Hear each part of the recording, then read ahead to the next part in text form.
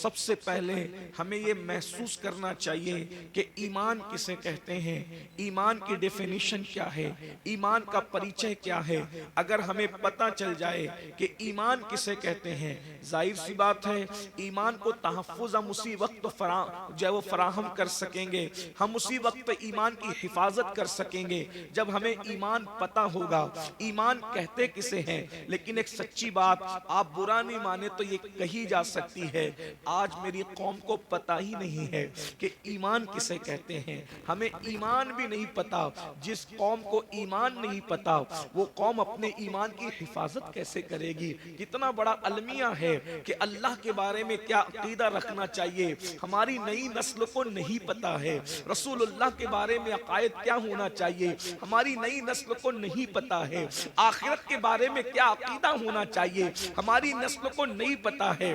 اگر ایمانیات کے باب میں ایمان کسے کہتے ہیں اگر دو جملوں میں بیان کیا جائے تو میں اتنا کہہ سکتا ہوں، اللہ کے رسول صلی اللہ علیہ وآلہ وسلم اللہ کی طرف سے جو کچھ لے کر کے آئے اس کو دل سے ماننا اور زبان سے اس کا اعلان کرنا، اس کا نام ایمان ہے۔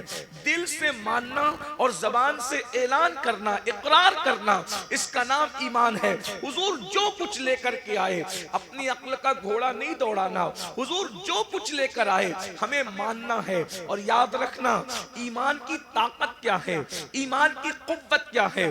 بڑی بڑی طاقتیں، ہتھیار کی طاقتیں جس کے سامنے سجدہ ریز ہے اسے ایمان کہتے ہیں۔ ایمان کتنا پاورفل ہے، ایمان کتنا عظیم ہے، یہ ایمان ہی ہے۔ جب ایمان کسی قوم کو نصیب ہو جاتا ہے تو عرب کے بوریا نشین قیصر و کسریٰ کے تاجدار بن جاتے ہیں۔ ایمان جب کسی کو نصیب ہو جاتا ہے، ایمان جب کسی کو نصیب ہو جاتا ہے تو اللہ اکبر، وہ لوگ جو نمک اور کافور میں فرق نہیں کر پاتے تھے وہ آسمان ہدایت کے تارے بن جاتے ہیں۔ ایمان جب کسی قوم کو نصیب ہو جاتا ہے تو بحر ظلمات میں وہ گھوڑے دوڑاتے ہیں تو گھوڑوں کی ٹاپیں بھی اللہ اکبر پانی سے بھیگتی نظر نہیں آتی۔ اسی لیے تو اقبال نے کہا تھا دی اذانیں کبھی یورپ کے کلیساؤں میں اور افریقہ کے تپتے ہوئے صحراؤں میں، دشت تو دشت ہے دریا بھی نہ چھوڑے ہم نے، بحر ظلمات میں دوڑا دیے گھوڑے ہم نے۔ ایمان کیا ہے؟ اللہ اکبر، ایمان اتنی عظیم طاقت ہے کہ فرشتے بھی ایمان والوں کو رشک کی نگاہ سے دیکھتے ہیں۔ ایمان اتنی عظیم قوت ہے کہ اللہ اکبر، دیوان گانے عشق محمد کو دیکھ کر گھبرا گئی ہے گردش دورہ، کبھی کبھی گردن میں ہاتھ ڈالے ہیں ماہ و نجوم نے، گزرا ان حدوں سے مسلمان کبھی کبھی ایمان کامل نصیب ہو جاتا ہے تو فرشتے باز نیچے رہ جاتے ہیں، مومن کامل کا مرتبہ اس سے بلند ہو جاتا ہے۔ اللہ اکبر، ارے یہ ایمان ہی ہے جب مومن اپنی قبر میں جاتا ہے تو نکیرین اس کی تعظیم کرتے نظر آتے ہیں۔ ایمان والے کی تعظیم صرف زمین کے اوپر نہیں ہوتی بلکہ زمین کے اندر بھی ہوتی ہے۔ نکیرین جس کی تعظیم کرے اس کو مومن کامل کہتے ہیں، میرے امام کہتے ہیں، نکیرین کرتے ہیں تعظیم میری، نکیرین کرتے ہیں تعظیم میری، فدا ہو کے تجھ پہ یہ عزت ملی ہے۔ یاد رکھنا ایمان وہ قوت ہے، ایمان والوں سے کبھی کوئی جیت نہیں سکا، ایمان والے کبھی ہارے نہیں۔ قرآن کہتا ہے وَأَنْتُمُ الْعَالَوْنَ إِن كُنْتُم مُؤْمِنِينَ، تمہیں سر بلند ہو، تمہیں کامیاب ہو اگر تم مومن ہو۔ ایمان کو سمجھا کیا ہے، ایمان کی شان کو سمجھا کیا ہے؟ اسی لیے انسان اپنے حسن سے ناواقف ہے، انسان اپنے حسن سے ناواقف ہے۔ دوسرے آپ کے حسن کو دیکھ کر اندازہ لگا رہے ہیں کہ آپ کتنے حسین ہیں۔ حضرت بیدم شاہ بارسی نے کہا تھا اپنی ہستی کا گر حسن نمایاں ہو جائے آدمی اپنے انوار پہ شیدا ہو جائے۔ ہمارا ایمان کا جو حسن ہے دوسرے سمجھ رہے، منکرین اسلام سمجھ رہے کہ ایمان کی طاقت کیا ہے، اسی لیے وہ ہم سے ہماری روزی نہیں چھیننا چاہتے۔ منکرین اسلام ہم سے ہمارے گھر نہیں چھیننا چاہتے، منکرین اسلام ہماری نسلوں سے ایجوکیشن کی ڈگریاں نہیں چھیننا چاہتے۔ منکرین اسلام اگر ہم سے کچھ چھیننا چاہتے ہیں ہمارا ایمان چھیننا چاہتے ہیں۔ ہمارا عقیدہ چھیننا چاہتے ہیں۔ ایمان کتنی قیمتی شے ہے، آپ کو بتاؤں 1000 منکرین اسلام آئے تھے اور 313 ایمان والے آئے تھے۔ 1000 منکرین اسلام طاقت لے کر آئے، قوت لے کر آئے، تلوار لے کر آئے، پیٹ بھرے ہوئے آئے، ناچنے والیوں کو ساتھ لے کر آئے، گانے والیوں کو ساتھ لے کر آئے، اور اپنے منصب مرتبے اور مقام کو ساتھ لے کر آئے۔ وہ کوئی چھوٹے موٹے لوگ نہیں تھے جو منکرین اسلام تھے، مکے کی طرف سے آئے تھے۔ لیکن 313 ایمان والوں نے کیا کیا پتہ ہے؟ 313 ایمان والوں نے ان 1000 لوگوں کو دھول چٹا دیا۔ اور آپ کو کیا پتہ ایمان کی طاقت کیا ہے؟ جس وقت اللہ نے حضرت انسان کو بنایا تو اس وقت حضرات فرشتوں نے کہا کہ یہ زمین پہ جا کے خون ریزی کریں گے۔ پتا چلا خون بہانا فرشتوں کو پسند نہیں، ان کی عادت کیا ہے؟ صرف تسبیح اور تحلیل کرنا، صرف تسبیح کرنا، تحلیل کرنا، ان کو مارنا پیٹنا پسند نہیں ہے۔ لیکن مومن کی شان کیا ہے؟ جب مومن بدر میں آتا ہے تو فرشتوں کو حکم ہوتا ہے کہ مقام تسبیح اور مصلی چھوڑو، اور جس جنگ سے تمہیں نفرت تھی مومنوں کی اتباع میں جا کر تم بھی جنگ کرنا شروع کرو۔ مومن کی شان۔ ملائکہ آتے ہیں، 5000 ملائکہ بدر میں نازل ہوتے ہیں، قطار در قطار نہ، اور صرف ملائکہ نہیں آتے بلکہ سارے فرشتوں کا جو سردار ہے وہ بھی رسول اللہ کا سپاہی بن کر کے زمین پر آتا ہے۔ مومن کو آپ نے سمجھا کیا ہے؟ مومن کی شان کیا ہے؟ اسی لیے ایمان چھیننے کی کوشش کی جاتی ہے، اور ہمیں مومنوں کو ایمان کی اہمیت نہیں ہے۔ ہم اپنے بچے کو تاجر تو بنانا چاہتے ہیں، ہم اپنے بچے کو ڈاکٹر تو بنانا چاہتے ہیں، ہم اپنے بچے کو انجینئر تو بنانا چاہتے ہیں۔ خطیب بنایا، ادیب بنایا، ڈاکٹر بنایا، انجینئر بنایا، ٹیچر بنایا، سب بنایا۔ کیا اپنے بچوں کو مومن بھی بنایا؟ ڈاکٹر بنانے کا انکار نہیں ہے، ڈاکٹر بناؤ بھائیو۔ یہ ڈاکٹر بننے کا شوق لوگوں میں ابھی ہے۔ نعرہ تکبیر، نعرہ رسالت، مسلک اعلی حضرت استاذ العلماء حضور مفتی محمد اسماعیل صاحب قبلہ، استاذ العلماء حضور مفتی محمد، آپ بیٹھے بالکل بیٹھے رہے، آپ علماء استقبال کریں گے، آپ بالکل بیٹھے رہے۔ ماشاءاللہ بہت اچھا مجمع ہے۔ نعرہ تکبیر، نعرہ رسالت، مسلک اعلی حضرت۔ اتنی طبیعت علیل ہے حضرت کی، اس عمر میں بھی دیکھی ماشاءاللہ حضرت تشریف لا چکے ہیں۔ استاذ العلماء زینت مسند افتاح حضرت العلامہ حضرت علامہ حضور مفتی محمد اسماعیل صاحب قبلہ تشریف لا چکے ہیں۔ حضرت کو آگے لے لیں تاکہ سارے لوگ حضرت کے نورانی چہرے کی زیارت کریں۔ نعرہ لگائیں محبت سے، عمر دیکھیں حضرت کی، سب جانتے ہیں، پورا علاقہ جانتا ہے۔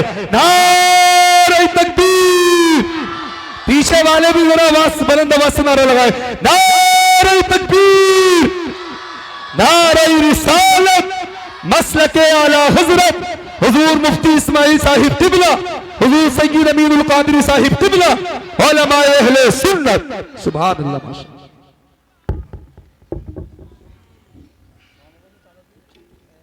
درود شریف پڑھنے، اللہم صلی وسلم وزد وبارک علی سیدنا مولانا محمد وآلہ وصحبہ، صلاۃ و سلام علیک یا رسول اللہ صلی اللہ تعالی علیہ وسلم۔ اللہ تعالی حضرت مفتی اسماعیل صاحب کو شفا دے، صحت دے، تندرستی عطا فرمائے۔ اس حالت میں بھی وہ تشریف لائے ہیں، یہ ہمارے بزرگوں کا خلوص ہے، اخلاص ہے۔ درود شریف ایک بار پڑھیں، میں گفتگو آگے بڑھاتا ہوں۔ رب صلی وسلم دائما ابدا علی حبیبک خیر الخلق کلہم، صلاۃ و سلام علیک یا جد الحسن والحسین وعلی آلک واصحابک یا جد الغوث الثقلین۔ تو ڈاکٹر بنا رہے ہیں، ٹیچر بنا رہے ہیں، انج سب بنا رہے ہیں، انکار نہیں، بنائیے۔ دنیا میں ڈاکٹر بننے کا شوق ابھی پیدا ہوا۔ مسلمان اس وقت سائنسی علوم کا انکشاف کر رہے تھے جب لوگ سائنس سے ناواقف تھے۔ اس کا ثبوت اگر دیکھنا ہے تو آپ قرآن کی ان آیات کو پڑھ کر کے دیکھیں جو سائنسی علوم کا انکشاف کرتی نظر آتا۔ اسی لیے آج جتنے سائنسداں ہیں کوئی یہ نہیں کہتا کہ ہم سرچ کر رہے ہیں۔ پڑھے لکھے لوگوں کی توجہ چاہتا ہوں۔ آج کوئی سائنسداں یہ نہیں کہتا کہ ہم سرچ کر رہے ہیں، ہر سائنسداں کیا کہتا ہے؟ ہم ریسرچ کر رہے ہیں۔ تو ریسرچ کا مطلب کیا ہے؟ پہلے جو سرچ ہو چکا، ریسرچ اسی کا تو ہوتا ہے۔ اس کا مطلب سائنس آج بھی یہ ماننے کو تیار ہے کہ پہلے کسی نے سرچ کیا تھا، اسی کی ریسرچ ہم کر رہے ہیں۔ توجہ فرمائیں۔ تو یہ سرچ کس نے کیا؟ یہ سرچ کس نے کیا؟ آپ قرآن اٹھا کر دیکھیں تو پتا چلے گا ماں کے پیٹ میں بچہ کب کس وقت کس شکل کا ہوتا ہے۔ ہر مذہب خاموش ہے، اگر کوئی جواب دے رہا ہے وہ اسلام ہے اور صرف اسلام ہے۔ سبحان اللہ، سبحان اللہ۔ آپ دیکھیں نا، یہ جو سرچ پیش ہے، آج لوگ ریسرچ کر رہے ہیں، سرچ تو ہم نے کیا ہے، تلاش تو ہم نے کیا ہے۔ اللہ اکبر۔ اسی طریقے سے فرعون کی ممی کے بارے میں، اس کی لاش جو میوزیم میں پڑی ہوئی ہے، اس کے بارے میں جب پی ایم کیا گیا تو ڈاکٹر اور سائنسداں اس نتیجے پہ پہنچے کہ یہ سمندر میں ڈوب کر کے مرا ہے۔ یہ رپورٹ تھی اس کے پی ایم کی، لیکن سوچا کہ آخر یہ ڈوب کے مرا، سمندر میں ڈوبنے والا باہر کیسے نکل سکتا ہے؟ سارے مذاہب کی کتاب خاموش تھی۔ اسلام نے کہا، قرآن نے کہا کہ ہم نے تیری لاش کو اس لیے بچایا تاکہ ہم تجھے لوگوں کے لیے عبرت بنا دیں۔ دیکھو قرآن بولتا نظر آیا۔ میرے بھائیوں، ایمان کی، اسلام کی عظمت کو سمجھو۔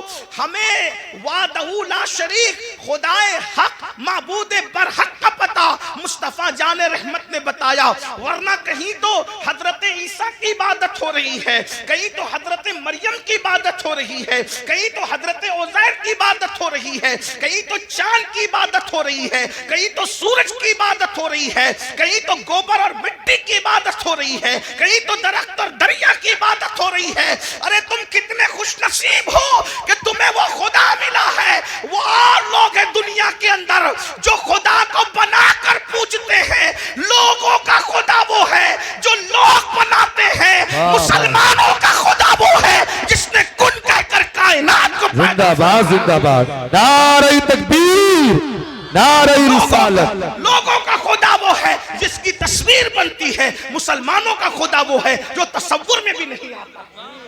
اوروں کا خدا تصویر میں آتا ہے، ہمارا خدا تصور میں بھی نہیں آتا۔ ہمارا خدا اتنا بلند ہے، ارے جو تصور میں نہیں آتا وہ ہمارا خدا ہے۔ اللہ اکبر۔ اور پھر لوگ عظمت کا اندازہ کیا لگائیں جب محمد الرسول اللہ، اس کے بنائے ہوئے بندے کی عظمت کی حقیقت کو لوگ نہ جان سکے۔ جب اس کا بندہ اتنا بے مثال ہے تو وہ خدا کتنا بے مثال ہے۔ بات ہے، زندہ باد، زندہ باد۔ ایمان کی اہمیت کو سمجھو، کون سا مذہب ہمیں نصیب ہوا ہے۔ اسی لیے آج ہم ایمان کی، مسلمان ایمان کی اہمیت نہیں سمجھ پا رہا ہے، منکرین اسلام اہمیت سمجھ گئے، اسی لیے وہ ایمان چھیننا، وہ جانتے ہیں جب تک ان کے پاس ایمان رہے گا ان کو زیر نہیں کیا جا سکتا، ان کو تباہ نہیں کیا جا سکتا، ان کو برباد نہیں کیا جا سکتا۔ چھین لو ان سے ایمان۔ ان کے پاس داڑیاں رہے چلے گا، ان کے پاس ٹوپیاں رہے چلے گا، ان کے پاس مدرسے رہے چلے گا، ان کے پاس اسکول رہے چلے گا، ان کے پاس جو ہے وہ سرٹیفکیٹ رہے چلے گا، ان کے پاس ایمان نہیں رہنا چاہیے۔ اسی لیے ایمان چھیننے کے لیے منصوبے بن رہے ہیں، الگ الگ منصوبے، داخلی منصوبے، خارجی منصوبے۔ بہت خطرناک چیلنجز کا ہمیں سامنا ہے، اور آج ہمیں بچہ ڈاکٹر بنے، انجینئر بنے، تاجر بنے، اس کا مستقبل سدھر جائے، سب کو فکر ہے۔ اگر فکر نہیں ہے، ایمان کی فکر نہیں ہے۔ نبیوں کی فکر کیا تھی؟ اچھا کچھ تو اتنے دیر ہوشیار ہے، کہتے ہیں مولانا ہمارے بچے تھوڑی بگڑیں گے۔ اور تو کون سا دین پر ہے جو تیرے بچے دین پر قائم رہیں گے؟ کس بگڑنے کی، سدھرنے کی بات کرتے ہو جس قوم کو کلمہ پڑھنا نہیں آتا؟ ہمارے بزرگوں نے کہا کہ نکاح کی محفل میں جاؤ تو کلمہ پڑھاؤ تو نہیں پڑھ پاتے، تو جو شادی کی خوشی کے موقع پر قاضی کے پڑھانے پہ کلمہ نہیں پڑھ پاتے، وہ موت کے اضطراب میں کیا کلمہ پڑھ پائیں گے؟ بتائیں نا، آپ کس ایمان کی بات کرتے ہیں؟ آپ کس ایمان اور عقیدے کی بات کرتے ہیں؟ بھائیوں میری قوم کو کلمہ نہیں آتا ہے۔ انہوں نے گانے تو حفظ کر رکھے ہیں، قرآن کی کتنی آیتیں حفظ ہے، ذرا اپنے آپ میں ڈوب کر سوچ۔ میں کوئی ڈانٹ پیٹنے نہیں آیا، آپ کو کوسنے نہیں آیا، لیکن یہ محفل احتساب کی محفل ہے۔ یہ محفلیں جنت بانٹنے کی محفلیں نہیں ہیں، میں اس کا قائل نہیں ہوں، اس لیے کہ ہم لوگ فکر رضا کے وارث، فکر رضا ہماری محافظ، ہم وہ لوگ نہیں ہیں کہ کہا اس کو دیکھو جنت ملے گی۔ میں اس کا سخت مخالف ہوں۔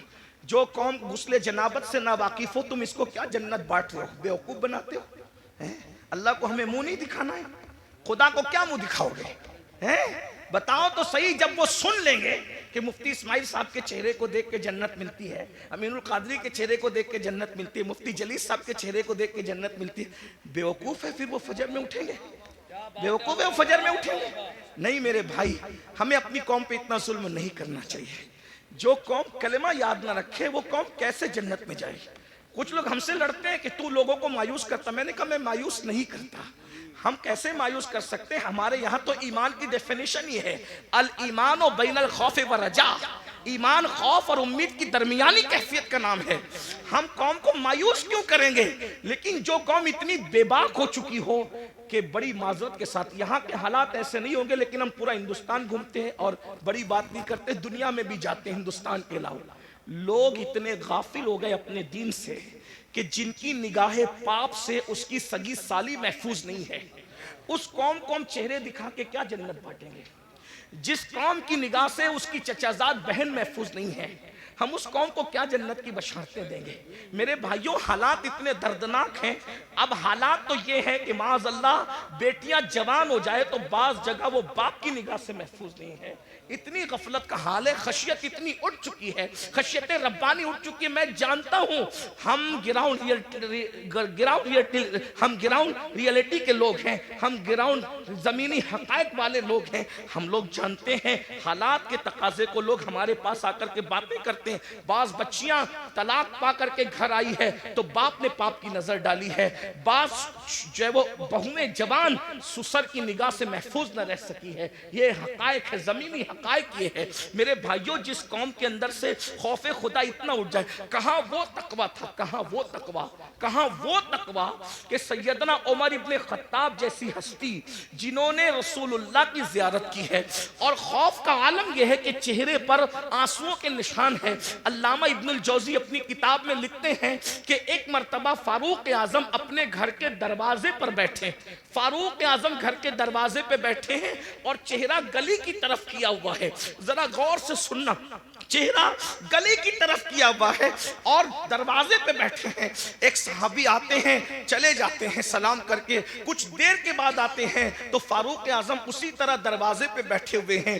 وہ لوگ بھی کیا لوگ تھے، یہ نہیں دیکھا کہ فاروق اعظم ہے، یہ نہیں دیکھا عمر ابن خطاب ہے، یہ نہیں دیکھا کہ رسول اللہ کے صحابی ہیں۔ جب دیکھا کہ دروازے کی طرف رک کر کے بیٹھے ہیں، وہاں کسی کی رعایت نہیں تھی، کیونکہ وہ لوگ سب سے پہلے شریعت کے مرید تھے، بعد میں کسی کے مرید تھے۔ وہ لوگ سب سے پہلے شریعت کے معتقد تھے، بعد میں کسی اور کے معتقد تھے۔ فاروق اعظم کو دروازے پہ بیٹھا دیکھ کر ایک عام صحابی ٹوکتے ہیں، عمر اب تم بھی دروازے پہ بیٹھو گے رستے کی طرف منہ کر کے؟ آپ دروازے پر کیوں بیٹھے رستے کی طرف منہ کر کے؟ ہم تو کسی کو روک بھی نہیں سکتے، ٹوک بھی نہیں سکتے، اس لیے کہ ہمیں معاذ اللہ ثم معاذ اللہ اللہ کی رضا سے زیادہ کسی اور کی رضا پیاری ہو گئی ہے کہ اس قوم کی تباہی سے اس قوم کو اب کوئی نہیں بچا سکتا۔ جو خالق کو تو ناراض کر سکتی ہے مگر مخلوق کو ناراض نہیں کر سکتی۔ میرے بھائی، ہاں اگر کسی غریب کے ہاتھ میں سونے کی انگوٹھی ہم دیکھتے ہیں، اس کو اتروا لیتے ہیں۔ کیا کسی کونسلر کے ہاتھ سے بھی ہم انگوٹھی اتروانے کی ہمت رکھتے ہیں؟ کیا کسی مالدار کے ہاتھ سے بھی ہم کڑا اتروانے کی ہمت رکھتے ہیں؟ سارا قانون تو ہم نے منہ دیکھ کر کے بنایا ہے۔ بہت معذرت کے ساتھ، اسلام صرف اسلام ہے، اسلام صرف اسلام ہے، اسلام حقیقت ہے۔ غریب امیر چھوٹا بڑا سب کے لیے شریعت کا قانون ایک ہے۔ اللہ اکبر! ذرا غور تو کیجئے، فاروق اعظم جیسی ہستی کو ٹوکنے والا ٹوکتا ہے، آپ دروازے پہ بیٹھیں گے روڈ کی طرف رستے کی طرف منہ کر کے؟ فاروق اعظم نے کہا اللہ تیرا بھلا کرے۔ ناراض نہیں ہوئے فاروق اعظم؟ یہاں ٹوکنے پہ لوگ ناراض ہوتے ہیں، فاروق اعظم ناراض نہیں ہوئے۔ اے اللہ تیرا بھلا کرے، تو نے مجھے ٹوکا لیکن پوچھ تو صحیح کہ میں دروازے پہ کیوں بیٹھا ہوں؟ دروازے بیٹھنے کی وجہ کیا ہے؟ کہا کیا وجہ ہے؟ کہا آج میری بیٹی ام المومنین حفصہ مجھ سے ملنے آئی۔ پہلے تو میں اہل علم کی توجہ چاہتا ہوں، جو بیٹی ہوگی وہ کبھی ماں نہیں ہو سکتی، اور جو ماں ہوگی وہ کبھی بیٹی نہیں ہو سکتی. لیکن رسول اللہ کے نکاح میں جانے کی وجہ سے حفصہ کی شان یہ ہو گئی تھی کہ وہ فاروق اعظم کی بیٹی بھی تھی کہ ان سے پیدا ہوئی تھی، لیکن فاروق اعظم کی ماں بھی تھی کیونکہ رسول اللہ کے نکاح میں تھی. بے شک بے جہاں شک. ماں اور بیٹی کے دونوں رشتے ایک ساتھ جڑے ہیں، لیکن فاروق اعظم کا تقویٰ دیکھو. فاروق اعظم کہتے ہیں آج میری بیٹی حفصہ مجھ سے ملاقات کے لیے آئی ہے اور میری بیوی اپنے میکے چلی گئی ہے، تو میں اپنی جوان بیٹی کے ساتھ اپنے کمرے میں اکیلا رہنا پسند نہیں کرتا، اس لیے میں دروازے کی طرف رک کر کے بیٹھ گیا ہوں اپنی بیوی کے انتظار میں کہ وہ آئے تو میں اندر جاؤں. وہ لوگ تھے اللہ کے خوف اور خشیت جو بیٹی کے ساتھ، جو ماں بھی ہو، ام المومنین بھی ہو، اس کے ساتھ تنہائی میں بیٹھنا گوارا نہیں کرتے. یہ وہ لوگ تھے. اور آج کیا ہو رہا ہے؟ کیا کر رہے ہو؟ اسلام کہاں نظر آتا ہے مجھے بتاؤ. وہ قوم ایمان کو تحفظ کیسے دے سکتی ہے جس کے پاس ایمان کی کوئی اہمیت ہی نہیں؟ آؤ نبی کی فکر دیکھو. قرآن نے ایک نبی کی موت کا ذکر کیا. پہلے تو یہ سن لیں کہ ہم اہل سنت کے بارے میں لوگ بکواس کرتے ہیں، کہتے ہیں یہ لوگ نبی کی موت نہیں مانتے. میں نے کہا جھوٹ ہے. ہم اللہ کے سوا سب کی موت مانتے ہیں، حتیٰ کہ ہمارا عقیدہ ہے کہ موت کو بھی موت آئے گی. موت کو بھی موت. ہمارا عقیدہ، لوگ ہمارے عقیدے خود سے بیان کرتے ہیں، کبھی ہم سے سننے کی کوشش ہی نہیں کرتے. کبھی کہتے ہیں یہ سنی نبی کو بشر نہیں مانتے. ہم نے کہا جو نبی کو بشر نہ مانے ہم اس کو کافر سمجھتے ہیں. نبی بشر ہوتا ہے، لیکن تمہارے ماننے میں ہمارے ماننے میں فرق یہ ہے، نبی بشر ضرور ہوتا ہے لیکن وہ ہماری طرح بشر نہیں ہوتا. وہ خیر البشر ہوتا ہے، وہ سید البشر ہوتا ہے، وہ رشک بشر ہوتا ہے، وہ افضل البشر ہوتا ہے. ہاں، بلکہ لباس بشر میں نبی کو بھیج کر قدرت نے بشریت کو معراج عطا فرما دی ہے. بیدم شوارسی نے کہا تھا ابعاد بھی کچھ اور ہماری نظر میں ہے، ابعاد بھی کچھ اور ہماری نظر میں ہے، جب سے سنا ہے یار لباس بشر میں ہے. جب سے سنا ہے یار لباس بشر میں ہے. تو نبی کو موت آتی ہے، اور نبی کو موت آئی. توجہ کرنا، میں بہت بے باکی کے ساتھ اس لیے بول رہا ہوں کہ میری پشت پر کئی مفتیان کرام بیٹھے ہیں، کہیں پر علماء کے اساتذہ یہاں موجود ہیں. آپ بھی غور سے سنیں. نبی کو موت آئی، لیکن نبی مر کے مٹی میں نہیں ملے. موت آئی مگر ایک آن کے لیے آئی، جس کو اہل سنت کا امام یوں بیان کرتا ہے انبیاء کو بھی اجل آنی ہے مگر ایسی کہ فقط آنی ہے. پھر وہی موت کے بعد ان کی حیات مثل سابق وہی جسمانی ہے. اس کی ازواج کو جائز ہے نکاح، اس کا ترکہ بٹے جو فانی ہے. تو زندہ ہے واللہ، تو زندہ ہے واللہ، میری چشم عالم سے چھپ جانے بے شک. سبحان اللہ سبحان اللہ. ایک نبی کی موت کا ذکر ہو رہا ہے. قرآن کہتا ہے اذ حضر یعقوب الموت. سورۃ البقرہ ہے. اللہ پاک ارشاد فرماتا ہے اور یاد کرو، اذ یاد کرو، حضر یعقوب الموت. ہائے ہائے، قرآن بیان کر رہا ہے نبی کی موت کو. کیا کہا؟ حضر یعقوب الموت. حضر یا موت حاضر ہوئی. موت حاضر ہوئی کہاں؟ یعقوب علیہ السلام کے پاس. پتا چلا انبیاء کی بارگاہ وہ ہے جہاں موت بھی حاضر ہوتی ہے، موت بھی حاضری دیتی ہے. ہاں، اس کا مطلب یہ کہ تم اور طرح مرتے ہو، انبیاء اور طرح دنیا سے تشریف لے جاتے ہیں.